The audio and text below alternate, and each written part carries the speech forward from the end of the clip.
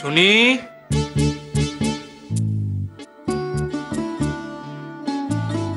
বাবা তুমি? আমি কি খুব অসময়ে এসে পড়লুম? না না, মানে তুমি এইদিকে, তাই। কেন, আমার এদিকে আসার কি কোনো অসুবিধা আছে? তুমিও নিশ্চয়ই কোনো কাজেই এসেছো। হ্যাঁ, মানে ওই একটা বন্ধুর বাড়ি যাবো। তোমার তো আবার সারা শহর জুড়েই বন্ধু। কোন দিকে?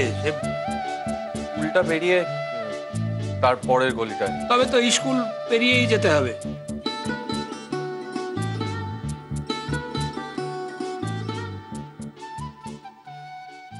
কেমন আছো বকুল? ভালো। পড়াশোনা কেমন হচ্ছে?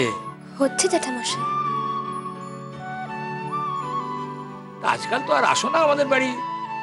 তোমার জেঠিমা খালি তোমার কথা বলেন। যাব। যাও, তোমার স্কুলে দেরি হয়ে যাবে। যাও যাও যাও। সেজে ঠাকুরপো, সেজে ঠাকুরপো, ও সেজে ঠাকুরপো, কোথায় যাচ্ছ তুমি? আমি বেরোচ্ছি, দরজাটা দিয়ে দাও। ওমা, ও কি কথা? আমি তোমার জন্য ভাত বেড়ে রেখেছি, খেয়ে তারপর যে। আমি খাবো না। ও কথা বলতে নেই, লক্ষ্মীটি খাবে চলো। বাড়া ভাত ফেলে কোথাও যেতে নেই, দুগেরাস খেয়ে তারপর যেখানে খুশি সেখানে যে। বললাম তো আমি খাবো না। সেজে ঠাকুরপো।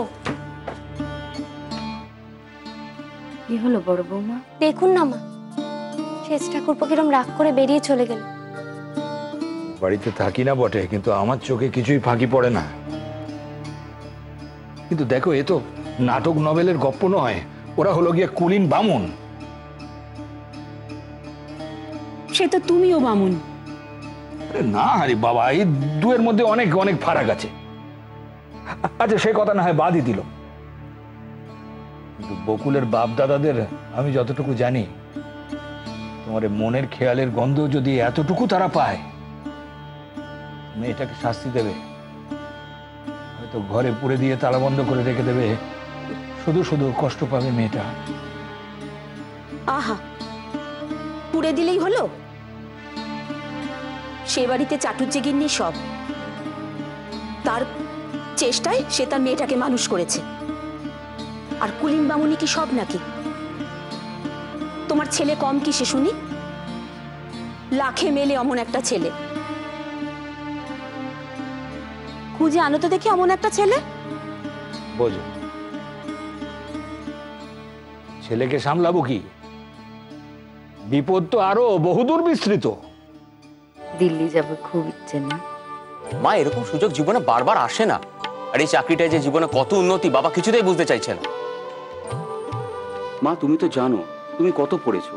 আমি যদি বাইরে যাই, উন্নতি করি, তোমার ভালো লাগবে না মা? বাবার ভালো লাগবে না? তা বলে না খেয়ে না দিয়ে বাড়ি থেকে বেরিয়ে গিয়ে ঘুরে ঘুরে বেড়াতে হয়? কেউ বোঝে না মা, এ বাড়িতে অন্যরকম কেউ বোঝে না, শুধু তুমি বোঝো মা। দেখো মা, ওখানে জয়েন করে আমি তোমাকে নিয়ে যাব। ওরা তো আমার থাকার জন্য জায়গা দেবে। মা, তুমি আমার সাথে থাকবে তো? বুড়িমা ঠিক কাকাবাবুকে মানিয়ে নেবে। ছোটদাও তাই বলে। জানো, আমার মাঝে মাঝে মাকে দেখলে মনে হয় ঠাকুমার জন্য রাজকন্যা, যাকে কোন রাক্ষস রূপোর কাঠে ছুঁয়ে ঘুম পাড়িয়ে রেখেছে।